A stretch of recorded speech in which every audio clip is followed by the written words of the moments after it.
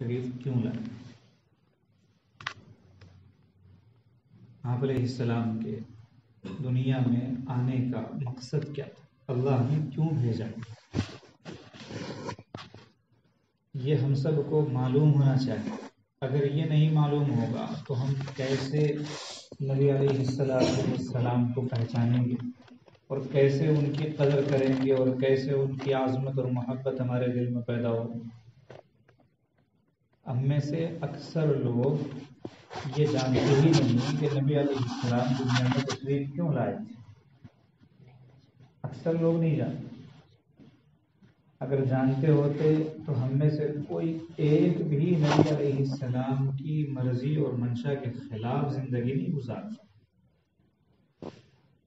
جبکہ صورتحال یہ ہے کہ اگر فیصد نکالا جائے 100 میں سے کتنے آدمی ایسے ہیں جن کی زندگی نبی علیہ السلام کی مرضی اور منشا کے مطابق گزر رہی ہے، تو 100 میں سے مشکل سے 5 ملیں گے۔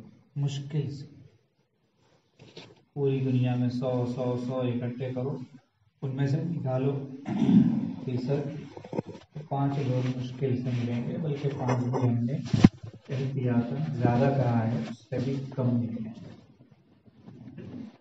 اس کی وجہ کیا ہے؟ وجہ یہ ہے کہ ہمیں معلوم ہی نہیں ہے کہ نبی علیہ السلام دنیا میں تشریف کیوں لائے تھے۔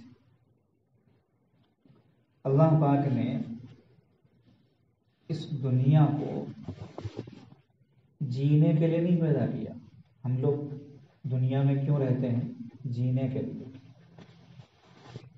کھانا مل جائے وقت پر، کپڑا مل جائے، مکان مل جائے اور گزارے کے ذریعے نصیب ہو جائے اور ہم زندگی جی لیں، بس۔ آگے کوئی مقصد نہیں، کوئی ذہن میں منصوبہ نہیں، آگے کیا ہونے والا ہے اس کے تعلق سے کوئی خبر نہ کوئی احساس۔ جی رہے ہیں، بس جی رہے ہیں۔ تو اس طرح جینا اور نہ جینا دونوں برابر۔ مثال کے طور پر ایک آدمی ہے، اس کی جان نکل چکی جسم سے، اب خالی جسم ہے، اس کا جسم خالی ہے، جان نہیں ہے اس میں، تو آپ اس کو زمین کے اوپر رکھیں یا نیچے رکھیں، ایک ہی بات ہے نا۔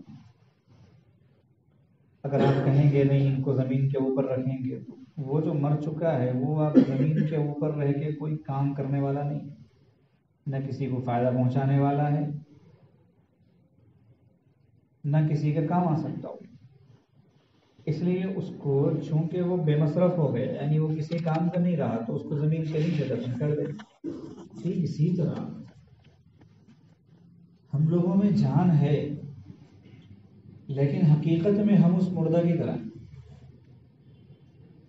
جس کو زمین پر رکھنا یا زمین کے اندر بھیج دینا دونوں برابر ہیں۔ ٹھیک اسی طرح ہمارا معاملہ ہے، بس یہ ہے کہ چونکہ جب تک جسم میں جان رہتی ہے تو دفن نہیں کیا جاتا، اس لیے زمین کے اوپر چل کر رہے۔ تو جینا برائے جینا جو ہے وہ مطلوب نہیں ہے، اس میں تو جانور بھی جی لیتے ہیں، پھر ہم میں اور جانوروں میں کیا فرق ہو گیا؟ پھر اس سے اور آگے بڑھیے کہ ایک کافر بھی جی لیتا ہے، ایک مسلمان بھی جی لیتا ہے، تو دونوں اگر ایک ہی طرح جی رہے ہیں تو فرق کیا ہو گیا مسلمان میں اور کافر میں؟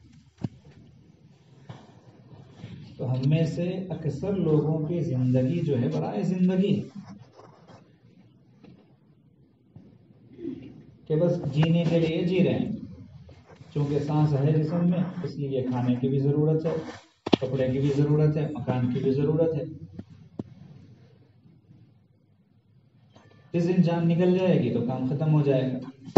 حالانکہ یہ ایک مسلمان کی زندگی نہیں ہے، یہ ایک مسلمان کی زندگی نہیں ہے۔ وہ دنیا میں آیا ہے تو اس کا صرف اور صرف ایک ہی مقصد ہے، ایک ہی مقصد ہے۔ کیا مقصد ہے؟ کہ وہ اللہ پاک کو پہچانے، اللہ پاک کو پہچانے۔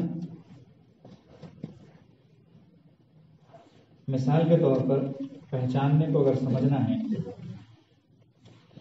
ایک آدمی ہے، وہ اپنے 4 بچوں کا باپ ہے، اس کے 4 بیٹے ہیں، تو 4 بیٹوں کے لیے اس کی حیثیت الگ رہے گی، ان کے لیے وہ ان کا باپ ہے، ابا ہے، وہ 4 بیٹے اس کے ساتھ میں سلوک الگ کریں، وہ اس کے کھانے پینے کی بھی فکر کریں گے، رہنے سہنے کی بھی فکر کریں گے، بیمار ہو جائے تو دیکھ بھال کریں گے، کوئی پریشانی آ جائے تو اس کی غمگساری کریں گے، اس کو پوچھیں گے، تو ان کی کیفیت الگ ہوتی ہے اپنے باپ کے ساتھ میں، اور باقی پوری دنیا ان 4 بیٹوں کے علاوہ اس کے لیے کیا ہے؟ کچھ نہیں، جیسے وہ سب انسان ہیں وہ بھی ایک انسان ہے، تو عام دوسرے انسانوں کے لیے وہ ایک عام انسان ہے، اور خود اس کے لیے 4 بیٹوں کے علاوہ باقی پوری دنیا ہے،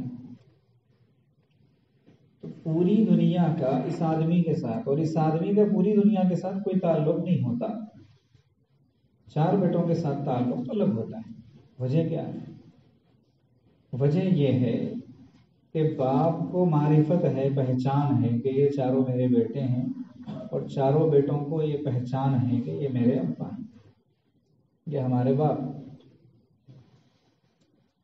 اور اگر مان لو کہ ان 4 بیٹوں کو یا 4 میں سے کسی ایک کو نہیں معلوم کہ یہ میرے باپ ہیں، جیسے آپ نے وہ واقعہ جو ہے مشہور ہے، پڑھا بھی ہوگا سنا بھی ہوگا، فرخ جو تابعی ہیں،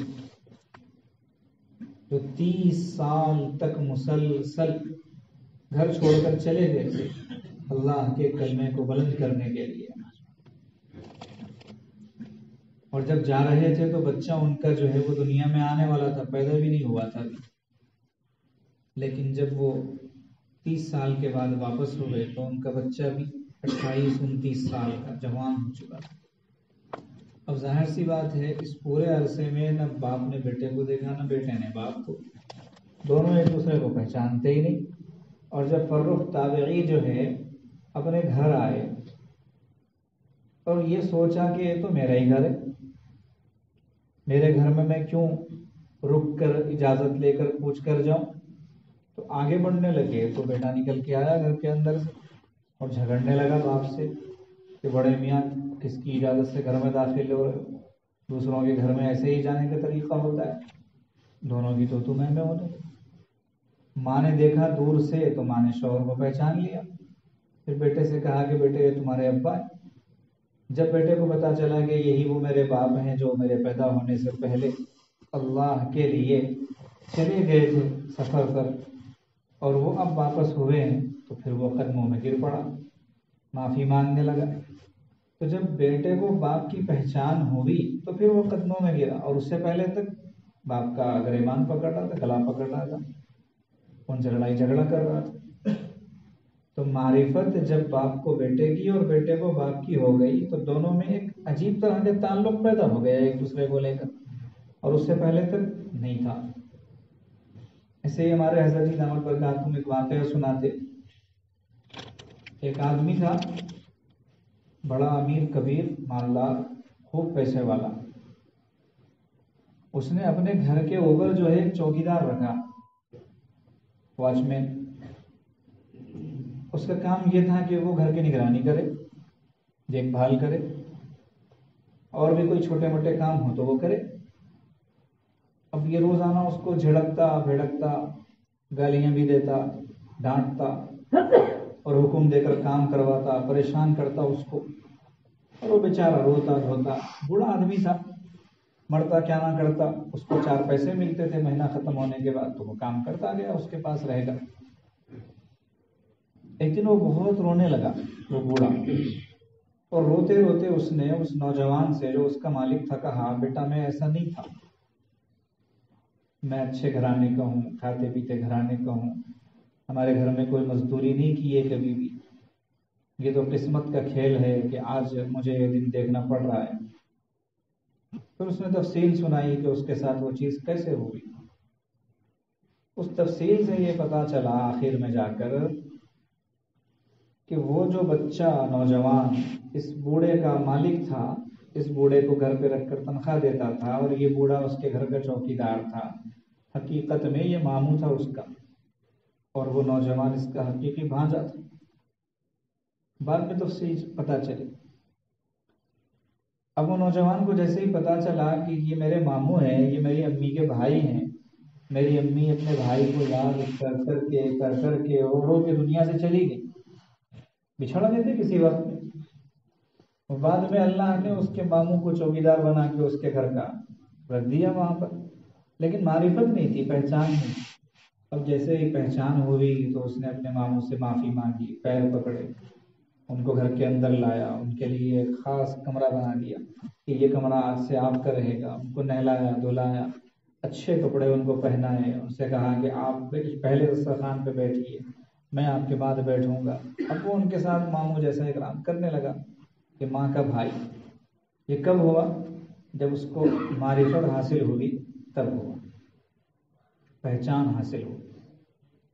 یہ دو مثالیں اگر ذہن میں رکھیں گے تو یہ بات سمجھ میں آئے گی کہ آج ہم میں سے 99% لوگوں کو اللہ کی پہچان نہیں۔ 99% لوگ اللہ کو ویسے نہیں پہچانتے جیسے پہچاننا چاہیے۔ اس لیے ہمارا معاملہ اللہ سے دوری کا ہے۔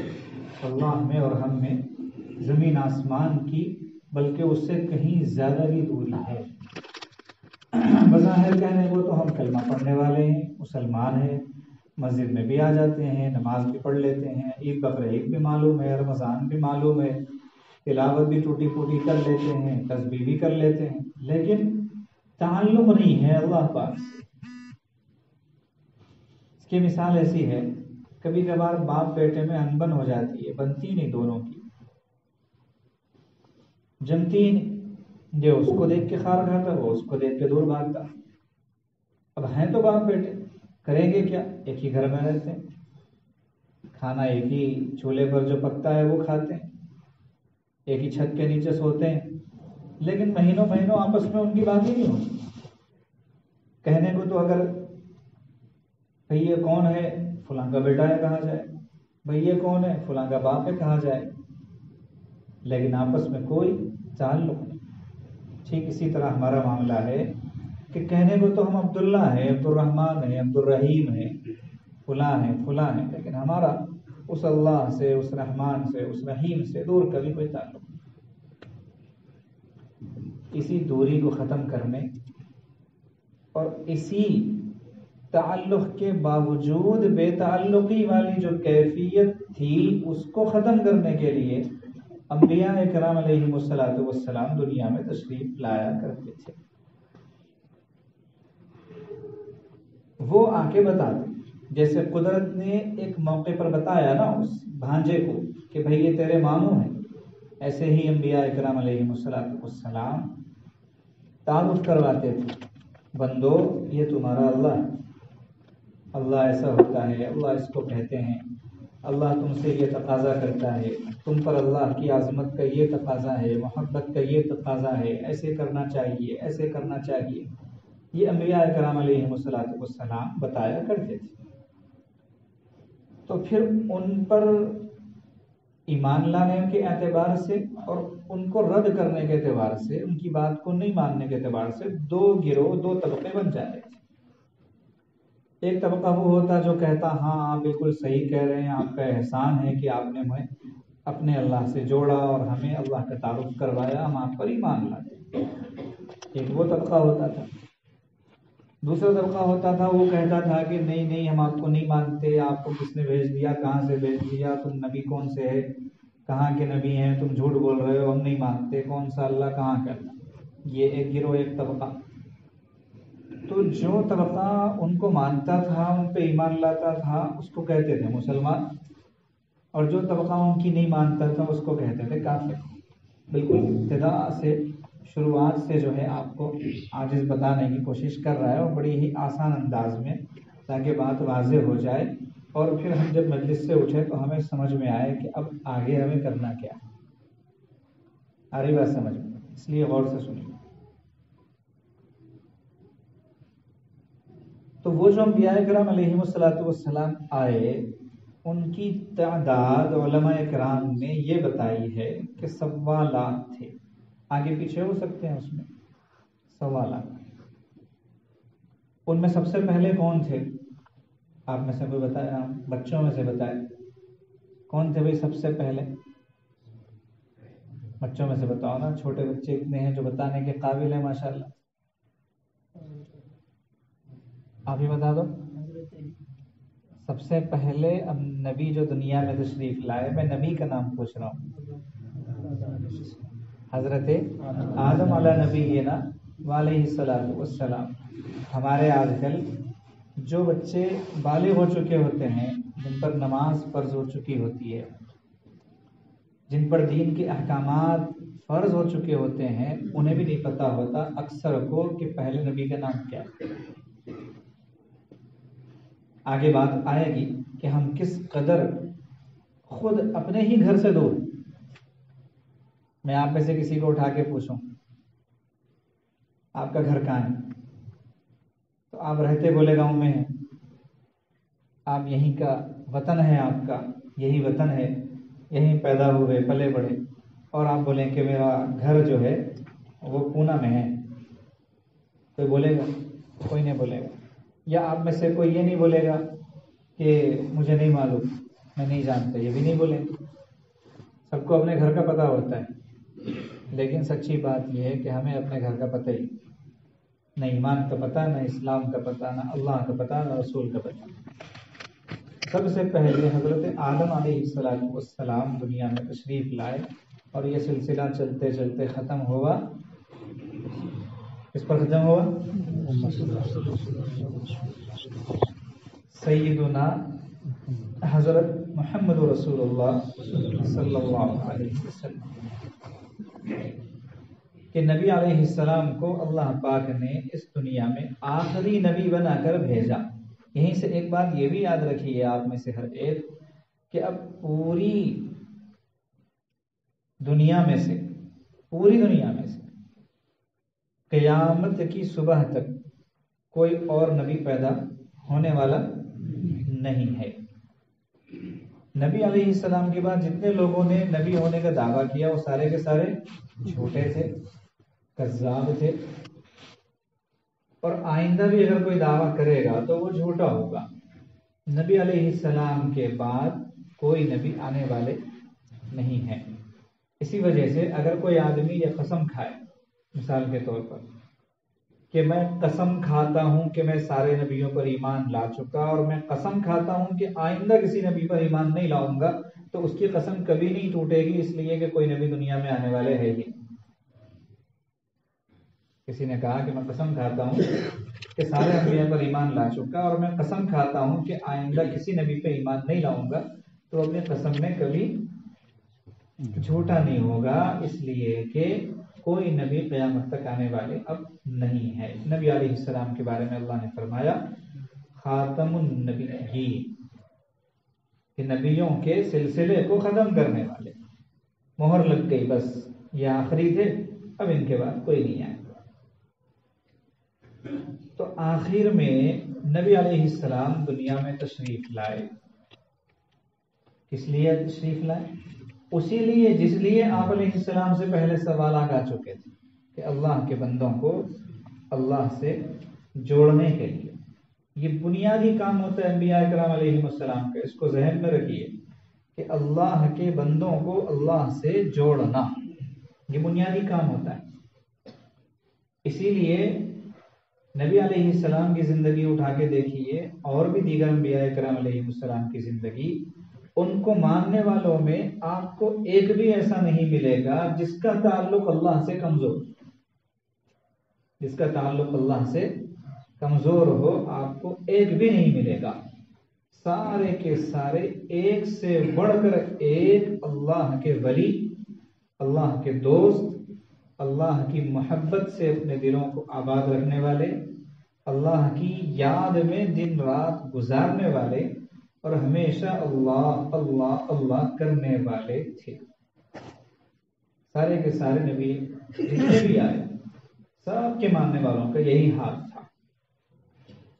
اب جب نبی علیہ الصلوۃ والسلام کے بعد کوئی آنے سے رہے، کوئی آنے والے ہیں نہیں، لیکن جو مقصد نبی علیہ السلام کا تھا اس مقصد پہ تو ہم کو قائم رہنا کہ ہمیں اپنے اللہ سے تعلق مضبوط رکھنا ہے، اللہ سے جڑے رہنا ہے، اللہ کے بندے بنے رہنا ہے، شیطان کے قریب نہیں جانا ہے، نفس کی غلامی نہیں کرنا ہے. تو پھر اب کیا کرنا ہوگا؟ کیسے ہمارے اندر یہ چیز آئے گی؟ اور آ جائے تو باقی کیسے رہے گی؟ کیونکہ نبی تو ہے نہیں. جب نبی ہوتے تھے تو یہ چیز آسان تھی، اب نبی نہیں ہے تو کیا کریں گے؟ تو انبیاء کرام علیہم الصلوۃ والسلام تو دنیا سے تشریف لے گئے، اور نبی علیہ السلام کی تشریف لے گئے. 1500 سال انہیں آ رہے ہیں اور اب آگے آئیں گے بھی نہیں. لیکن نبی علیہ السلام نے اپنے جانشین دنیا میں چھوڑ دی. دنیا میں نبی علیہ السلام کے نائب، نبی علیہ السلام کے وارث، نبی علیہ السلام کے جانشین آپ جس وقت دنیا سے تشریف لے گئے اس وقت بھی تھے اور آج تک ہیں اور قیامت تک رہیں گے. اور جس دن آخری جانشین ختم ہو جائے گا سمجھ لو وہی دن قیامت کا دن، وہی دن قیامت کا دن. اب نبی علیہ السلام کے نائب کون ہیں؟ نبی علیہ السلام نے خود ارشاد فرمایا العلماء ورثۃ الانبیاء، علماء کرام جو ہیں وہ انبیاء علیہ السلام کے وارث ہیں. کس کے وارث ہیں؟ انبیاء علیہ السلام کے وارث ہیں حضرات علماء کرام. علماء کرام جن کو کہتے ہیں، علماء کرام ان کو کہتے ہیں جن کو دیکھو تو آپ کو فوراً اللہ یاد آئے، مسجد یاد آئے، نماز یاد آئے، اذان یاد آئے، تلاوت یاد آئے، انسانیت یاد آئے. یہ کون ہوتے ہیں؟ حضرات علماء کرام. جن کو دیکھو تو پیسے یاد آئے، جن کو دیکھو تو 2 اور 2 4 یاد آئے، یا جن کو دیکھو تو بنگلے یاد آئے، قیمتی قیمتی گاڑیاں یاد آئیں، اور جن کو دیکھو تو صرف دنیا میں کیسے آگے بڑھے یاد آئیں. تو وہ علماء نہیں، علماء ان کو نہیں کہا جاتا. علماء کرام کو اللہ پاک نے آخرت کی علامت بنایا ہے. کس کی علامت؟ آخرت کی. ان کو دیکھو تو آخرت کا خیال آتا. یہ لوگ کون ہیں؟ انبیاء کرام کے جانشین ہے، نائب ہیں. یہ آپ کی رہبری کریں گے، رہنمائی کریں گے، اور آپ کا ہاتھ پکڑ کے لے کر چلیں گے اور آپ کو اللہ سے ملاتے رہیں گے. ان کا کام ہی یہ نہیں ہے. اسی لیے صحابہ کرام رضوان اللہ تعالی علیہم اجمعین یہی کہا کرتے تھے کہ بھئی ہمارا تو صرف ایک کام ہے کہ جو بندے اللہ کو بھول کر بیٹھے ہوئے ہیں ان کو پھر سے اللہ سے ملا دینا. یہی ہمارے نبی کا بھی کام تھا اور یہی ہمارا بھی کام ہے. اب یہ بات سمجھ میں آ گئی کہ یہ کام جو نبی علیہ السلام کا تھا وہ علماء کرام کے ہاتھ میں ہے، تو پھر ہم پر یہ لازم ہے کہ ہم ان کی اتباع کریں، ان کے پیچھے پیچھے چلیں، ان کو اپنا بڑا تسلیم کریں. اپنے جتنے مسائل ہیں دنیا کے بھی اعتبار سے، آخرت کے بھی اعتبار سے ان کے سامنے رکھیں، ان سے مشورہ لیں، ان سے کہیں کہ دین کے اعتبار سے اللہ اور اس کے رسول صلی اللہ علیہ وسلم کی مرضی اور منشا کے اعتبار سے ہماری رہنمائی کیجیے، کیونکہ ہم یہ نہیں چاہتے کہ ہم اللہ سے دور ہو جائیں. تو کیا پتا چلا ہمیں کہ ہمیں ان کے قریب رہنا چاہیے، ان سے جڑے رہنا چاہیے. حضرات علماء کرام کے قریب رہنا، ان سے جڑے رہنا.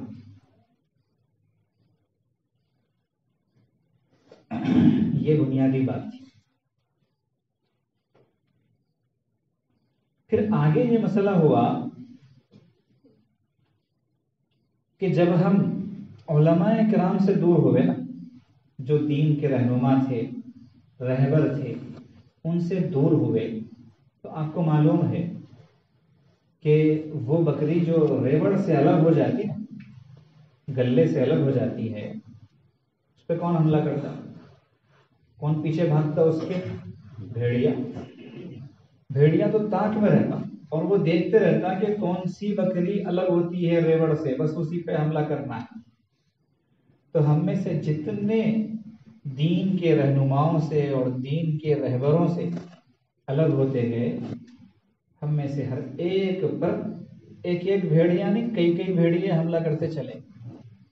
اور آج آپ کے سامنے واضح طور پر یہ عاجز کہہ سکتا ہے کہ ہم میں سے ہر ایک اس وقت بھیڑیوں ہی کا شکار، الا ماشاء اللہ، ہم میں سے ہر ایک اس وقت بھیڑیوں ہی کا شکار۔ اگر ہم ریوڑ میں رہتے، گلے میں رہتے، الگ نہ ہوتے اور کسی عالم دین کے پیچھے پیچھے چل رہے ہوتے تو آج ہماری یہ درگت نہ بنتی، یہ درگت نہیں بنتی۔ آپ کو بہت پتے کی بات بتا رہا ہے، پوری دنیا پہ نظر دوڑانا، پورے کے پورے ملک کے اعتبار سے یا ایک علاقے کے اعتبار سے یا ایک قوم کے اعتبار سے جتنے لوگ یا جتنے ملک یا جتنی قومیں آج اللہ اور اس کے رسول کے دشمنوں کے قبضے میں نظر آ رہی ہیں، انہوں نے سب سے پہلی غلطی یہی کی تھی، سب سے پہلا کلہاڑا انہوں نے اپنے پیروں پر یہی مارا تھا کہ وہ اپنے علماء سے دور ہو، یا کسی شیطانی چال نے انہیں ان کے علماء سے دور کر دیا۔ اب ان کے علماء چلے گئے ایک طرف اور یہ چلے گئے ایک طرف، اب دشمن کو تو ملا موقع، اس نے فوراً جھپٹا مارا اور ان ساروں کو اپنے انڈر میں لے لیا۔ اس کے برخلاف آپ ان ممالک کو، ان ملکوں کو، ان علاقوں کو، ان قوموں کو دیکھیے جہاں ابھی دین سلامتی کے ساتھ ہے، صحیح سالم ہے، دینی محنتیں صحیح سالم ہیں، زندہ ہیں، مدارس زندہ ہیں، مکاتب زندہ ہیں، دعوت و تبلیغ زندہ ہے، تصوف و سلوک زندہ ہے، دین کے جتنے شعبے ہیں وہ زندہ ہیں، تو ان کی بنیادی وجہ یہی ہے کہ وہ کسی نہ کسی کے پیچھے ہیں، وہ ابھی بھی اپنے علماء کی نگرانی میں ہیں، اپنے علماء کی سرپرستی میں ہیں۔ ان کا مرکز جو ہے کوئی نہ کوئی مدرسہ ہوتا ہے، اس سے جڑے ہوتے ہیں، کم سے کم گاؤں ہوتا ہے چھوٹا سا تو مکتب ان کا مرکز ہوتا ہے، ان کے بچے وہاں آ کر ایمان سیکھتے ہیں، اسلام سیکھتے ہیں، عقیدے سیکھتے ہیں، اخلاق سیکھتے ہیں۔ دیگر جگہوں پر آپ کو یہ سسٹم نہیں ملے گا، اسی لیے وہاں انگریز اور انگریزیت زیادہ ہے۔ اس لیے ایک پیغام تو یہ ہے کہ ہم ماہ ربیع الاول کے اس مبارک موقع پر یہ عہد کریں کہ ہم کبھی بھی اپنے رہنما اور رہبر، اپنے قائد، اپنے محسن، اپنے نگران سے الگ نہیں ہوں گے۔ اگر یہ چیز رہے گی تو پھر دنیا کی بڑی سے بڑی طاقت بھی آپ سے آپ کا ایمان نہیں چھین سکتی، اسلام نہیں چھین سکتی، آپ کا عقیدہ نہیں چھین سکتی، آپ کے عمل نہیں چھین سکتی، آپ کی پہچان اور شناخت نہیں چھین سکتی، ورنہ ایسے ایسے خطرناک حالات ہیں کہ کسی بھی وقت ہمارا ایمان ہم سے چھینا جا سکتا ہے، کسی بھی وقت ہمارے زبانوں سے، ہمارے منہ سے کلمہ چھینا جا سکتا ہے، اور قریب ہے کہ وہ دور دنیا کو دیکھنے کو ملے گا جس دور کے بارے میں نبی علیہ السلام نے ارشاد فرمایا، یصبح الرجل مؤمنا ویمسی کافرا ویمسی مؤمنا ویصبح کافرا، کہ ایک وقت ایسا آئے گا کہ صبح میں ایمان کی حالت میں اٹھے گا بستر سے، لیکن رات میں جب بستر پر جائے گا تو ایمان اس کا رخصت ہو چکا ہوگا، وہ ایمان کو بیچ چکا ہوگا۔ آپ یہ حدیث اور یہ بات حضرات علماء کرام سے بیسیوں، سینکڑوں، ہزاروں دفعہ سن چکے ہوں گے، لیکن کان کھول کر یہ بات سن لیں کہ اللہ ہزاروں بار نہ کرے اور ہماری حفاظت فرمائے، عملی طور پر اپنی آنکھوں سے دیکھنے کے دن بہت قریب آئے، اللہ حفاظت فرمائے ہم سب۔ اس لیے اگر اپنے ایمان کی ہمیں خیر منانا ہے، اپنا اسلام ہمیں بچانا ہے، تو حضرات علماء کرام، اہل اللہ، بزرگان دین، مشائخین اعظام، ان سب سے وابستہ رہنا بے انتہا ضروری ہے۔ یہ ایک بات اچھی طرح ذہن میں بٹھا لیں، کیونکہ اب نبی نہیں رہے۔ اگر نبی ہوتے تو ہم سب نبی کے قدموں تلے ہوتے، نبی علیہ السلام کی صحبت میں ہوتے۔ ہم میں سے کون ہوتا جو یہ چاہتا کہ نبی سے دور رہے؟ لیکن ہم اللہ کی تقدیر سے، اللہ کی مرضی سے ایسے وقت میں پیدا ہو گئے جب نبی علیہ السلام دنیا سے تشریف لے جا چکے تھے۔ ہمیں آپ کا جلوہ دیکھنے کا موقع نہیں ملا، ہمیں آپ کے دیدار کی توفیق نصیب نہیں ہوئی، لیکن کم از کم ان کے جو نائب ہیں، ان کے جو وارث اور جانشین ہیں، ان کے قدموں کو تو تھام سکتے ہیں، ان کے دامن میں تو سہارا لے سکتے، پناہ لے سکتے ہیں، ان کا تو سہارا لے کے زندگی گزار سکتے ہیں، لہذا وہ کریں۔ دوسری بات یہ ہے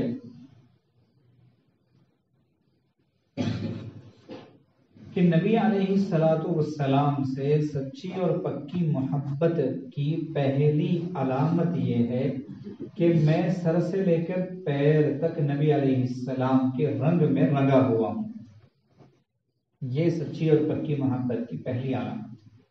جیسے نبی ویسا میں، یعنی لباس کے اعتبار سے، چہرے کے اعتبار سے، سر کے بال سے لے کر پیر کے ناخن تک کے اعتبار سے، بول چال کے اعتبار سے، گھریلو زندگی کے اعتبار سے، بازار کی زندگی کے اعتبار سے، اندر اور باہر کی دنیا کے اعتبار سے، ہر اعتبار سے میں نبی علیہ السلام کے رنگ میں اگر رنگا ہوا ہوں تو پھر الحمدللہ مجھے یہ حق حاصل ہے کہ میں اپنی زبان سے اتنا کہہ سکوں کہ میں نبی علیہ السلام کا شہدائی ہوں، نبی علیہ السلام سے مجھے محبت ہے، نبی علیہ السلام سے مجھے تعلق ہے۔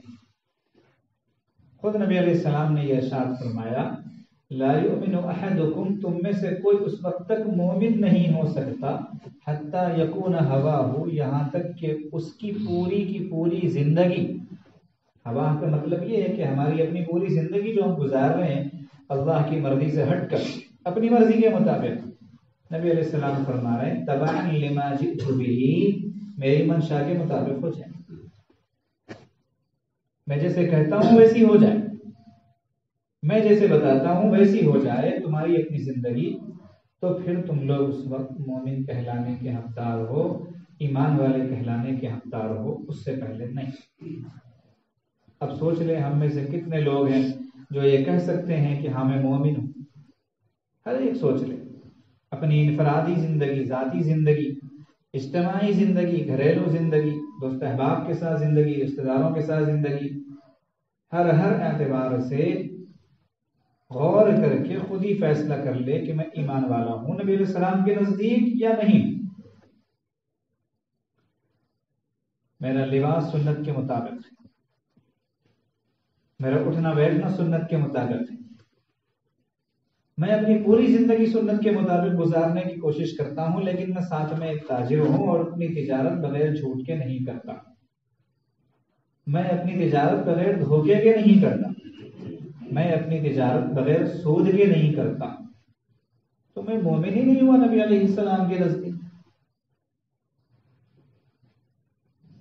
میں تہجد کی سنت ادا کرنے کی تو پوری کوشش کرتا ہوں، لیکن میری زبان سے ہمیشہ غیبت نکلا کرتی ہے، کسی نہ کسی کی چغلی کرتا ہوں، گالی بکتا ہوں، کسی کو ایسے بولتا ہوں کہ اس کی وجہ سے، ان بول کی وجہ سے، ان الفاظ کی وجہ سے اس کا دل زخمی ہو جاتا ہے، وہ رونے لگتا ہے، تو پھر میں نبی علیہ السلام کے نزدیک مومن نہیں۔ اس لیے کہ نبی علیہ السلام کی پوری زندگی میں نبی علیہ السلام نے ایک لفظ بھی ایسا نہیں نکالا جس سے سامنے والے کو تکلیف ہوگی۔ نبی علیہ السلام نے اپنی پوری زندگی میں کسی کی غیبت نہیں کی، پوری زندگی میں کسی کو گالی نہیں دی، پوری زندگی میں کسی پر ہاتھ نہیں اٹھایا، پوری زندگی میں کبھی جھوٹ نہیں بولا، پوری زندگی میں کبھی کسی کو دھوکہ نہیں دیا، پوری زندگی میں کبھی ناپ تول میں کمی نہیں کی، پوری زندگی میں کبھی بیوی پر ہاتھ نہیں اٹھایا۔ یہ ساری چیزیں اب جب یہ ساری چیزیں اگر ہمارے اندر آئیں گی تو پھر ہم نبی علیہ السلام کی محبت کا دعویٰ کرنے کے حقدار ہو سکتے ہیں، اس سے پہلے کیسے ہو سکتے ہیں؟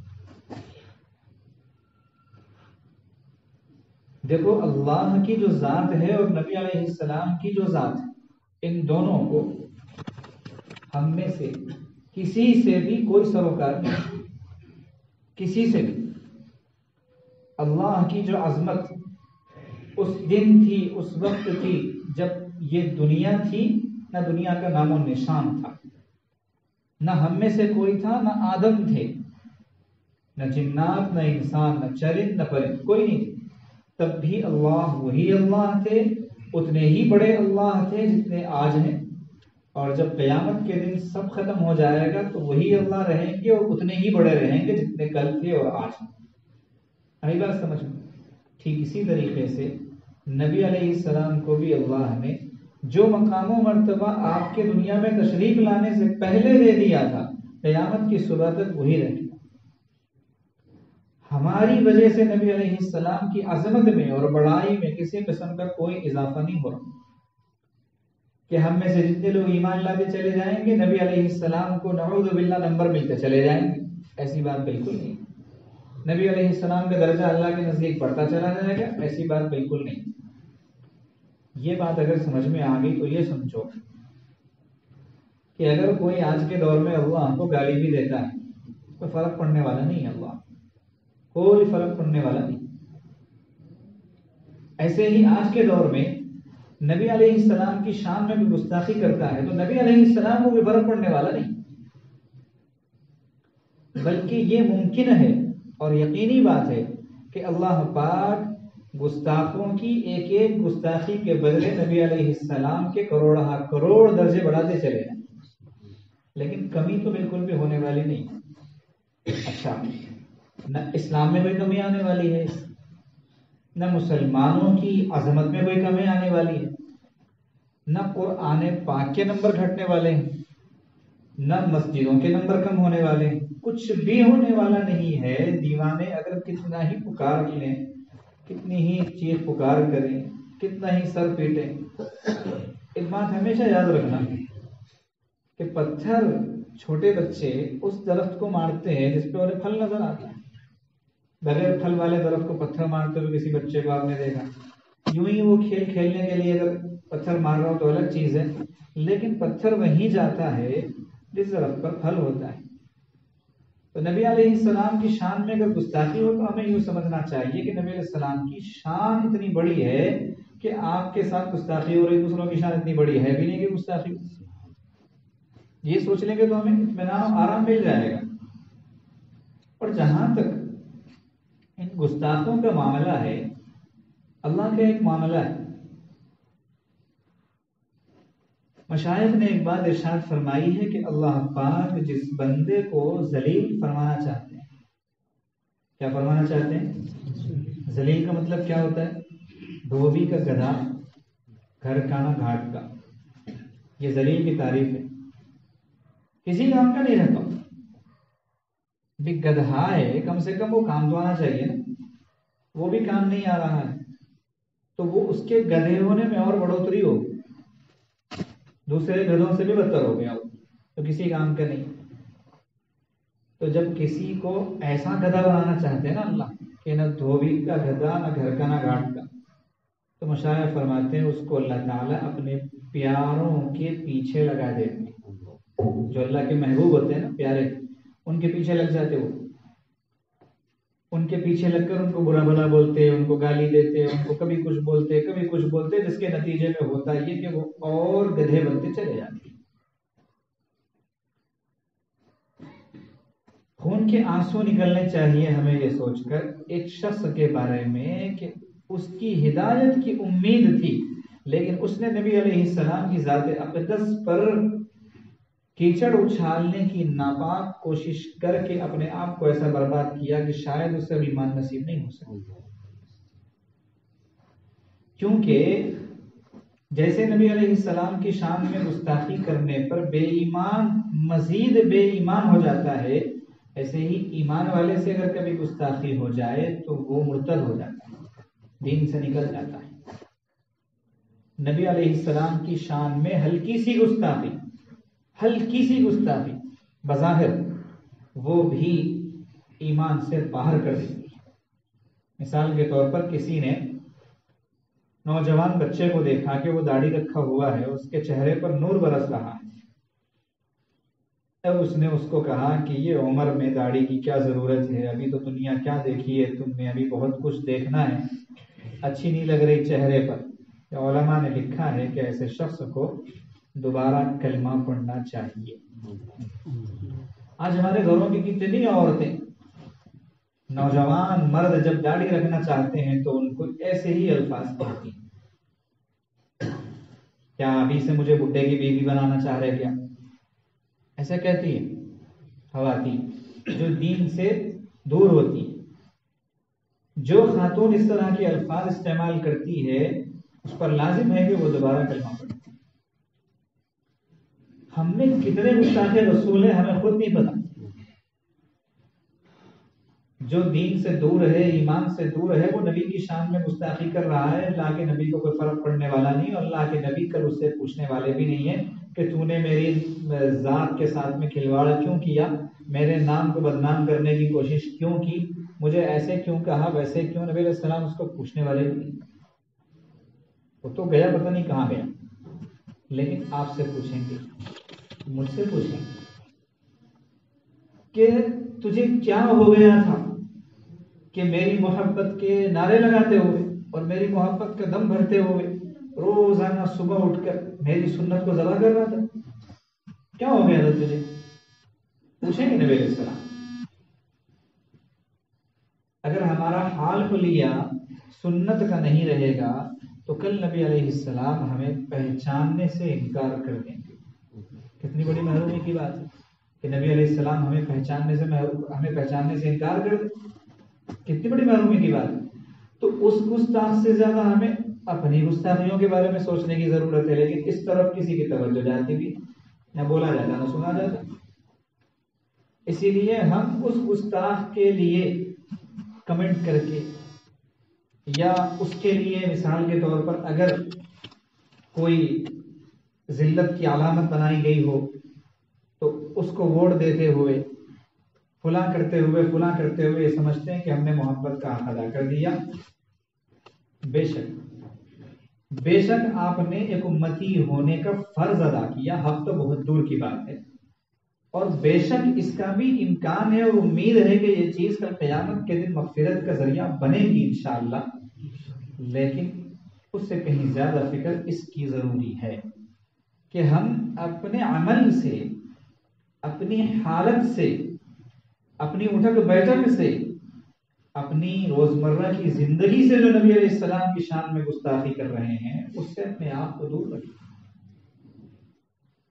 نبی علیہ السلام کو آج نہیں، بہت پہلے سے کہا جاتا، اور جتنا نبی کو کہا گیا اتنا کسی کو نہیں کہا گیا، اور جو جتنا نبی علیہ السلام کا نائب ہوگا اتنا ہی زیادہ اس کو کہا جائے۔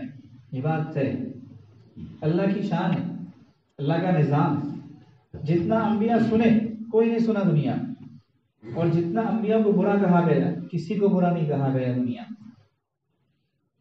اللہ نے اوپر سے رد کیا، جو لوگ مذاق اڑائے، جو لوگ پریشان کیے، تکلیفیں پہنچائے۔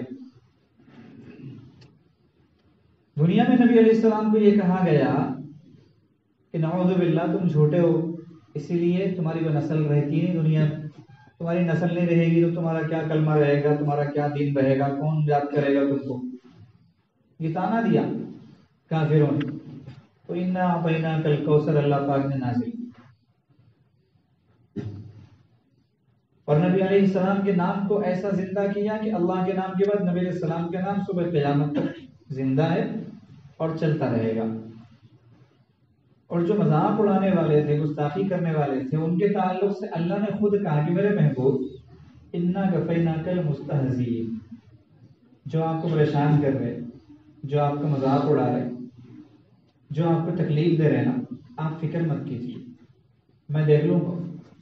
انا کفیناک المستہزئین کا ترجمہ اگر عاجز یہ کرے تاکہ سب کی سمجھ میں آئے جو بالکل صحیح ہوگا کہ میرے محبوب آپ کے ساتھ کھلواڑ کرنے والے، آپ کا مذاق اڑانے والوں سے میں نمٹ لوں گا، انہیں میں دیکھ لوں گا، انہیں تگنی کا ناچ میں نچاؤں گا، ان کی ایسی تیسی میں کروں گا، ان کے خاندان کو تباہ کر دوں گا، ان کی نسلوں کو برباد کر دوں گا. تو بالکل صحیح ترجمہ ہے. اللہ نے سب کہہ دیا.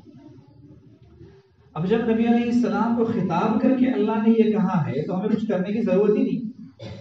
ہم فکر کریں نبی علیہ السلام کے سچے امتی بننے کی.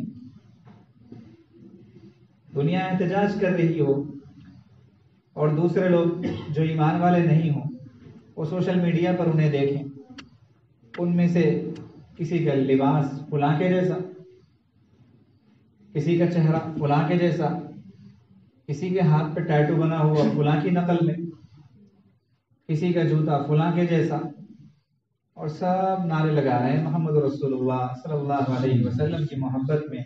تو دیکھنے والا تھوڑی دیر دیکھ کے کیا کہے گا؟ سوچو کیا کہے گا؟ خود نبی علیہ السلام سے تعارف کروانا پڑے گا نعوذ باللہ. یا رسول اللہ آپ کی امتی، کیونکہ نبی علیہ السلام کی امت سے کسی ایک کو بھی پہچاننے سے انکاری کر دیں گے، کیونکہ کہیں سے بھی نظر نہیں آ رہا وہ محمد رسول اللہ کا امتی، کہیں سے بھی نظر نہیں آ رہا، نہ لباس سے، نہ چال چلن سے، نہ چہرے سے، نہ سر سے، نہ پیر سے. تو اس چیز کا کیا اثر پڑے گا؟ اس چیز کا کوئی اثر نہیں پڑے گا. عمل کا اثر پڑتا ہے.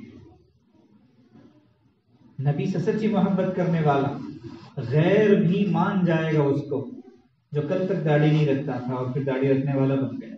کہے گا دیکھو اپنے محبوب کا جو ہے جس کا دم بھرتا ہے اس کا سچا پیروکار ہے، دیکھو اس نے داڑھی رکھی. نمازی بن جائے گا، مسجد آباد کرنے والا بن جائے گا، بولے گا دیکھو ان کے محبوب جو ہے نا محمد، پروفٹ محمد صلی اللہ علیہ وسلم، یہ ان کی پوری بات ماننے والا ہے. دیکھو کیسے مسجد آنے والا بن گیا، دیکھو کیسے نماز پڑھنے والا بن گیا. یہ چیزیں ہیں نبی علیہ السلام کی محبت کو ظاہر کرنے کے لیے، صرف زبانی دعوے نہیں. اسی لیے نبی علیہ السلام نے فرمایا جو میرے نام کا مالا جپے گا وہ سچا پکا میرا پیروکار ہے، میری اتباع کرنے والا ہے.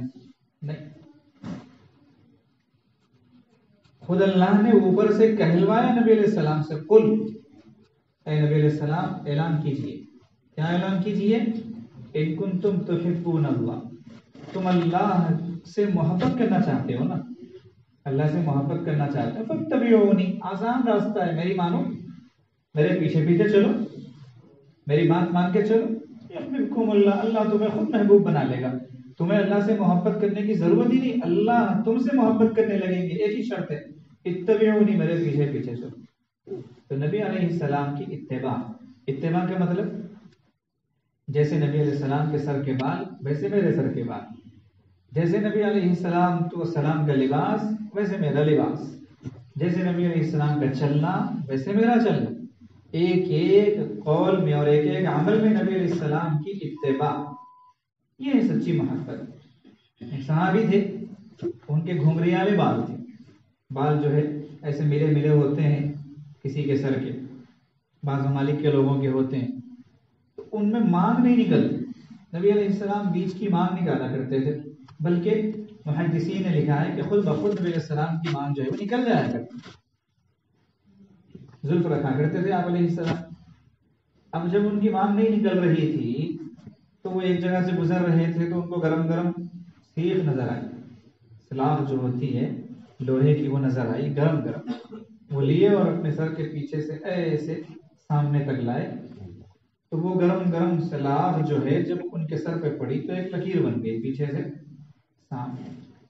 تو بولے کہ الحمدللہ، نبی علیہ السلام کی جب مانگ نکلتی ہے تو سر کے بیچ میں وہ جو لکیر بنتی ہے نا، اس لکیر کے برابر ہو گئی یہ لکیر، اس کے جیسی ہو گئی. تو میں اپنے سر کے بال میرے ایسے ہیں کہ میں نبی علیہ السلام کی طرح مانگ نہیں نکال سکتا، تو کیا ہوا، لکیر تو بن گئی، انشاءاللہ یہ کام آ جائے گی. ایسے محبت کرنے والے تھے. نبی علیہ السلام کی شان میں گستاخی پر ہم لوگ جتنا اس کے لیے ماشاءاللہ جو کچھ بھی کرتے ہیں ٹھیک ہے، ہم اس کی نفی نہیں کر رہے، ہم اس کو غلط نہیں بتا رہے، ہم اس کو کم بھی نہیں کہہ رہے، لیکن اس پوری بھیڑ میں سے اگر ایک سے کہا جائے کہ بھئی کل سے آپ کو نبی علیہ السلام کی سنت کو ذبح نہیں کرنا ہے، ذرا ہاتھ اٹھائیں، کتنے لوگ ہوں گے؟ کتنے ہاتھ اٹھائیں گے اس میں؟ وہ کہے گا میں تو تیار ہوں لیکن میری بیوی کا مسئلہ ہے، کوئی کہے گا میں تو تیار ہوں لیکن میری امی کا مسئلہ ہے، کوئی کہے گا میں تو تیار ہوں لیکن میری بڑی بہن کا مسئلہ ہے، کوئی کچھ کہے گا کوئی کچھ کہے گا۔ ہمارا معاملہ یہ ہے کہ وہ چیز کو اختیار کر لیتے ہیں جس میں ہینگ لگے نہ بھٹک رہی، کچھ کرنا ہی نہ پڑے، وہ کر لیتے ہیں۔ وہ کرنے کے لیے لباس کی بھی قید نہیں ہے، احتجاج کرنے کے لیے لباس کی قید ہے بالکل بھی نہیں ہے، داڑھی رکھنے کی قید ہے جی نہیں ہے، 5 وقت نماز پڑھنے کی قید ہے وہ بھی نہیں ہے، فلاں چیز کی قید ہے وہ بھی نہیں ہے، بس نکل جائیے سڑک پر احتجاج کر لیجیے اور خوش خوش گھر کو آ جائیے، اس کے بعد وہ اپنے گھر آپ اپنے گھر۔ نبی علیہ السلام کیا خوش ہوں گے مجھ سے؟ تھوڑی دیر گریبانوں میں جھانک کر سوچنے کی بات، خوش ہوں گے نبی علیہ السلام؟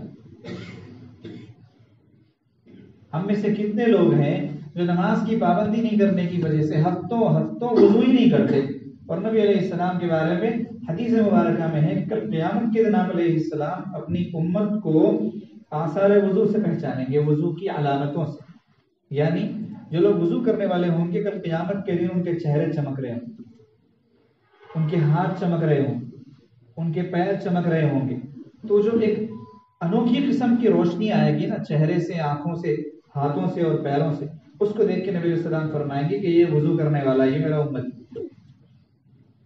تو سوچنے کی بات ہے کہ ہمیں کرنا کیا چاہیے اور ہم کیا کر رہے ہیں۔ باقی نبی علیہ السلام کی شان میں گستاخی روز اول سے ہو رہی ہے، آپ علیہ السلام کی حیات سے ہو رہی ہے، حیات سے ہو رہی ہے۔ ہم اس پر غصہ بالکل اپنی جگہ پر مناسب ہے، ہونا چاہیے۔ بائیکاٹ کی اپیل ہے، ضرور ہونی چاہیے، کرنا چاہیے بائیکاٹ، سب کچھ اپنی جگہ پر، لیکن ہم اس کا بھی بائیکاٹ کریں۔ شیطان کہتا ہے کہ تم سنت کو زندہ نہ کرو، ہم کہیں گے کریں گے، کہ شیطان کا بھی بائیکاٹ کریں، کبھی نفس کا بھی کریں، اس سے دوستی کرنا، اس سے دوستی کا ہاتھ بڑھانا، ادھر سے بائیکاٹ کرنا، اس کا کیا فائدہ ہو سکتا ہے؟ ان کو بھی ہنسی آئے گی، بھئی آج بائیکاٹ کریں گے، کل پھر کوئی اور دوسرا ملک کچھ نکال دے گا، وہی چیز دوسرے نام سے ہوگی، اس کے بعد بھاگ جائیں گے اس کو لے لیں گے۔ امام اعظم ابو حنیفہ رحمۃ اللہ علیہ کی خدمت میں ایک مرتبہ ایک پھل آیا، تو امام اعظم رحمۃ اللہ علیہ نے فرمایا کہ پھل تو میں بے شک کھا لوں گا اگر آپ کھلانا چاہتے ہیں، لیکن برائے مہربانی مجھے اس کے کاٹنے کا مسنون طریقہ بتا دو، پھر اس کے بعد میں کھا لوں گا۔ اب لوگ اس پھل کو نبی علیہ السلام کے سامنے کبھی پیشی نہیں کیے تو اس کے کاٹنے کا مسنون طریقہ کہاں سے آئے گا؟ تو پھر بولے کہ بھائی ٹھیک ہے، جو پھل نبی علیہ السلام کے سامنے پیشی نہیں ہوا اور جس کو نبی علیہ السلام نے دیکھا بھی نہیں، اب وہ میری زندگی میں آئے یا نہ آئے مجھے کوئی پرواہ نہیں، میں نہیں کھاؤں گا۔ محبت والے ایسے ہوتے ہیں، محبت والے الگ ہوتے ہیں، وہ علانیہ طور پر پہچانے جاتے ہیں، ان کو بتانے کی ضرورت ہے مجھے محبت ہے، مجھے محبت ہے، مجھے محبت ہے، بتانے کی ضرورت نہیں ہوتی۔ اور جو بار بار مجھے محبت ہے کہتے رہتے ہیں نا، ان کا مسئلہ ہوتا ہے، ان کو حقیقت میں محبت نہیں۔ خود نبی علیہ السلام کو تکلیف ہوتی تھی گستاخوں کی گستاخی سے، جس کو اللہ خود فرماتے ہیں وَلَقَدْ نَعْلَمُ أَنَّكَ يَضِيقُ صَدْرُكَ بِمَا يَقُولُونَ، اے میرے محبوب ہمیں پتہ ہے کہ آپ کو تکلیف ہوتی ہے، آپ کا سینہ تنگ ہوتا ہے، آپ کے دل کو ٹھیس پہنچتی ہے جو باتیں وہ لوگ کہتے ہیں، معلوم ہے ہم کو آپ کو تکلیف ہوتی ہے، لیکن پھر بھی اللہ نے کیا حکم دیا؟ فَسَبِّحْ بِحَمْدِ رَبِّكَ وَكُن مِّنَ السَّاجِدِينَ وَاعْبُدْ رَبَّكَ حَتَّىٰ يَأْتِيَكَ الْيَقِينُ۔ میرے محبوب میں نے آپ کو جو کام دے کر بھیجا ہے نا بس اسے کرتے رہیے یہاں تک کہ آپ میرے پاس آ جائیں، باقی میں پھر بعد میں دیکھوں۔ خود نبی علیہ السلام کو بھی اس کا جواب دینے کا مکلف نہیں بنایا اللہ۔ محبوب آپ کو کہہ رہے ہیں نا، آپ کہو اس کے جواب، آپ کو ایسے کہا جا رہا نا، آپ کہو۔